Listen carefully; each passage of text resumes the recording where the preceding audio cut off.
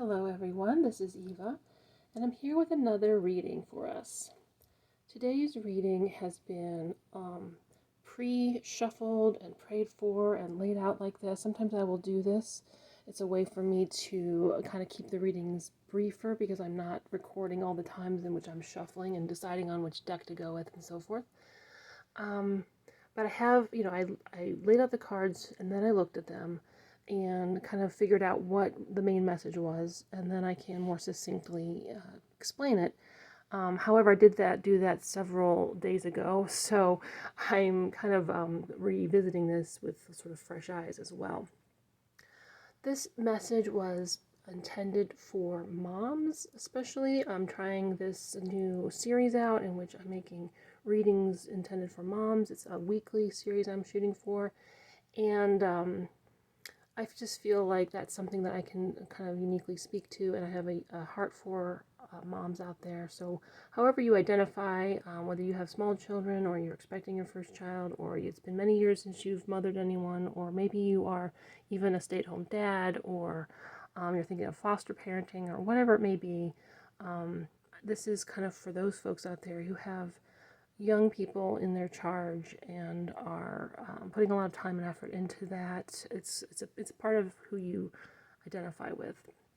So this started out as a crux here with this, like, our central problem, and these two extra cards came up first as sort of speaking to who or what this reading is kind of starting with. So we're starting with these two cards here. And the first is the Page of Pentacles. This is the Cook's Tarot. I'll list that below. And the other card we're coming into the reading with is the Two of Swords. So let me turn over the crux and then I'll explain more about all four of these cards. We have the Queen of Swords at the top here, and crossed by the Six of Pentacles. We're going to kind of keep that upright but kind of put it down here. So what we have here is a person who identifies as the Page of Pentacles, which is the youngest of the Earth suit of Pentacles. And we see someone here who is wearing a chef's cap, and they are cooking because this is the Cook's Tarot. So they're making some kind of concoction. And they have a piggy bank here sitting on a bunch of money because the Pentacles suit deals with the things we do in the real world that earn money or affect the real world in some way, because we know not all of our work actually earns money, especially if we are staying at home with our children, but it has to do with real world effort and real world effects, the Suit of Pentacles, right? And so we have someone who is feeling, whether they're young or not, they're feeling maybe rather new to some task, or naive or inexperienced in some way. That's the energy of the page. And so this is someone who's feeling maybe kind of inexperienced in some way, and they have a decision to make. The Two of Swords is a card of duality. You see here this nighttime side of the card compared to a daytime side of the card, and this person is blindfolded because they are basically going within to make the decision, or feeling like an unwillingness to make a decision. The hand over the heart is sort of the contrast to the hand over the eyes, because there's this question of, do you make your decision from your heart or from your head, and how do you sort all that out? In the foreground we have these two knives very clearly sort of taking up some attention here. They're pressed into this table, and on the one side is the fish, and on the other side is this cut open apple. So this is someone who is kind of torn between two possibilities. We also have up here in the top of the card a boat moving away from the person, an empty boat actually moving away from the person, and an empty boat returning to the person. So there's all of this symbology, and I may or may not go into more of that, but some of it may speak to you as well, and that would be something to pay attention to. The crux of the matter is over here with this Queen of Swords and the Six of Earth or Pentacles. So we have here the Queen of her suit, and whether it's female or male, it's someone who has a good deal of inner power. The sword suit, like we had over here, is usually a matter of mental energy or things having to do with the mind and the reason, the intellect. So a Queen of Swords is someone, whether male or female, who is very, very, I'm trying to say, they rely a lot on their intellect and their reason, and they can come across as someone who does so, right? They can be very much about knowledge and studies and maybe very decisive or even blunt sometimes.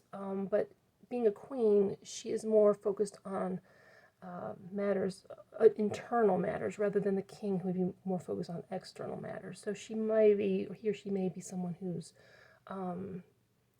considering, things having to do with a business. I'm getting a strong vibe here, though, of like mother or mother-in-law to this person here, or boss. So I'm getting a strong sense of someone maybe outside the family who may be very involved, though, in the family. It could be, and someone who you, in going into this situation, see as perhaps more powerful than you or more experienced than you, and maybe a little bit intimidating as well. The Queen of Swords is sometimes seen as a person who is harsh or kind of cold and calculating, but it doesn't have to mean that. It is someone, though, who can be very intimidating. And then we have over here the Six of Pentacles. So the tension comes between a person who exhibits these qualities in the Queen of Swords and this energy of exchange in the real world with the real things or people. It could even have to do with sharing care of children. So you could be in some sort of disagreement or difficulty with another person over who's going to look after the children, or who's going to have influence over the children. So the Six of Pentacles can mean a lot of things. It can mean actual exchange of items or buying and selling. It can mean generous gifts, receiving or giving them. But it has to do with real world issues. So there's some kind of conflict here, right, between these energies. And if this is you, you're looking to make some kind of decision about this, but you're feeling a little bit out of your depth. This page indicates that you're feeling like maybe you don't have enough influence or pull with this person to kind of get your way. So down here, I sought out what's in the shadows of this situation for us, what's in the light, and what is the advice. I stuck with the same deck, the Cook's Tarot, and we got in the shadows the Page of Cups. Go into that in a bit more soon. We got the Eight of Wands for what's in the light, and we got this card as advice. I'll get to that in a minute. So in shadow, we have another page, the page of the Suit of Cups, or the Suit of Water. This is also the suit of our emotions, our relationships sometimes, or at least how we relate to people. And our imagination, our intuition, our psychic gifts, things like that, our fantasies. So it's another youthful energy, and it speaks to, in shadow, we feel our own youthfulness or our own inexperience, and we feel it in our emotional selves. Often the Page of Cups speaks to our inner child, the wounded child inside of us all, who, it's a lifelong task to kind of listen to that person that you were when you were very young, and to hear that person and to start healing that person. All the things that maybe you naturally wanted or felt as a child maybe were not validated, and you've reached a point in your life where you recognize that, and you're working on giving validation to that side of yourself. But that is coming up with this conundrum you're in here with this person. So you want to work on looking at that and listening to that person within you and giving them room, whether it's room to grieve something, whether to be angry about something. It's validating this side of yourself. Here in the middle is like, what is light in this situation? What is giving you inspiration, or what gives you a sense of well-being and what you can lean into basically is this Eight of Wands energy. And this is a very unusual Eight of Wands card. In that one thing, the wands here as matchsticks are all going in different directions, kind of moving towards the center though, right? Whereas typically they might be all flying from left to right or something like that. We also have what looks like a birthday cake with candles on them. Only one of them seems to be lit with any kind of smoke rising up from it. But we also have this empty table with an invitation on it. And the idea here is, well, there's several ways you can read this, of course. I was reading in the guidebook about this card, and she emphasizes the empty chairs. So either something's about to happen or it's already happened, but the energy is how you position yourself within either a group of people, or like, do you seat yourself at the head of the table, for instance, or do you take a different seat? And what kind of energy is involved in the group, and what energy do you bring to that? So it's really a matter of questioning where is your energy coming from and where is it going, and how do you master it, and what is important to you? What do you value? Do you feel like you're part of the group or left out, and why? It's about leaning into that and finding what is your power, really. I think this is a reading that really questions what your power is and what right you have to make decisions when other people may seem more experienced than you are. So I did clarify this card because I kind of wanted to understand it better and figure out why it's in the light here. So I turned to this deck called the Oracle of the Seven Energies. Since the Wands is so much a card about, or Wands suit is so much about our energy, where we place it, I wanted to understand that better, and I turned over this card here, number 10, called Close Encounters. And I thought I would just read from the guidebook for this card because I really feel like this is going to have a unique message for everyone. And it seems to be pretty important to working through this dilemma. So from the guidebook, we see here, the key concepts are vulnerability. I'm going to have to move it out of the camera's angle because I can't read it, but you can pause the video here to see this page and this page, which I will also read. So it says, the key concepts are vulnerability as a strength, letting others see your wounds as well as your strengths, setting healthy boundaries. It says, this is a time of connection that asks for you to be vulnerable and authentic. Let go of any social masks or constructs you use to keep yourself apart from others. Lower your shields and allow yourself to step into a dance of intimacy. When you become close to people, you remind yourself that you are not alone. You're part of a beautiful, meaningful bond. At a spiritual level, there are so many lessons offered to you in this closeness. At a social level, intimate relationships help you ignite the spark of life that is the power of affinity. You flourish as a result of offering emotional honesty and true desire for equality, love, friendship, and laughter. We aren't meant to be alone, yet sometimes we are wounded. Yeah, over here. And we build walls around ourselves so we don't get hurt again. It's time to be honest about yours and step out from behind that barrier and engage in all of life. This is a beautiful opportunity to allow your vulnerability to be your strength as you choose to live in integrity and without artifice. Even in your work life, this mode of connection allows you to be truly present. When you live this way, everything and everyone thrives. You have no need to defend yourself when you're being truly and utterly you, empowered by your raw openness and willingness to be seen. In this way, your close encounters will not fail you. There is much to celebrate when you stand eye to eye, shoulder to shoulder, sharing your heart.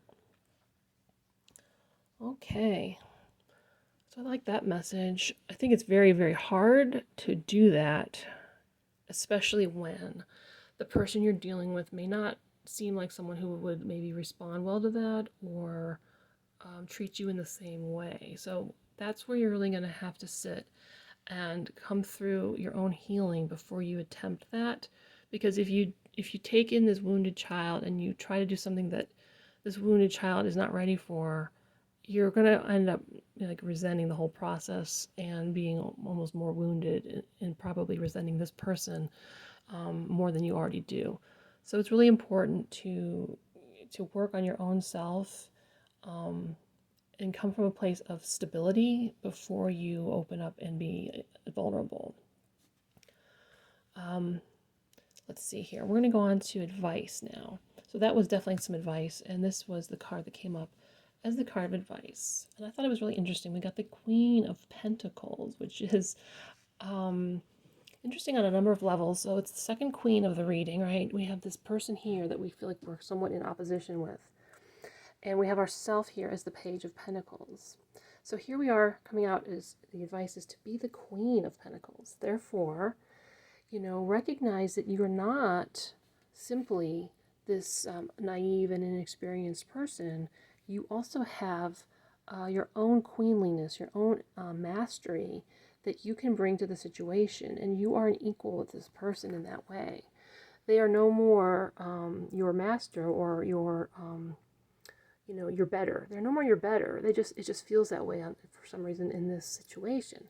But you can lean into your own inner mastery and really recognize your own strengths and bring those to the fore in a way that is still, loving and considerate.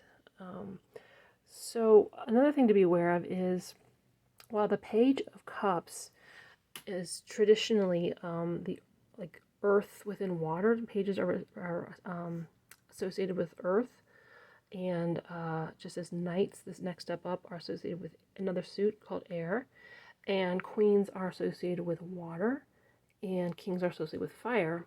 What we have here is a card of earth in water, and here we have a card of water in earth. So there's something to do with like balancing out your emotional side and your practical side, and like really clearing out old painful emotions and leaning into your pragmatic self and gifts, and recognizing that you are capable in this situation. Whatever this is, whatever sharing is going on here, whatever's being decided about that sharing, you have an equal right to be heard and understood and to get what you want out of the situation for the betterment of everyone involved, really. So I think that is our message for today. And if you have any comments on that, I'd love to hear them. Please let me know if you have any questions of your own that I could possibly do a reading for. I would be interested in hearing people with their own personal issues and allow me to do a reading and make a video on it. I would not use your identifying details like your name or anything like that. But if you're interested in that, either write me in the comments or send me an email that's listed under the About page, I believe, where you can find my email to contact me, and I'll be looking for that, and hopefully I won't miss it. But yeah, I would really be interested in doing readings for the collective that are based on individuals' own needs. I think that we could all learn from someone, and you would get a free reading out of that, basically. So I look forward to doing more of these, and appreciate your support. Until next time, I wish you all the best. Take care.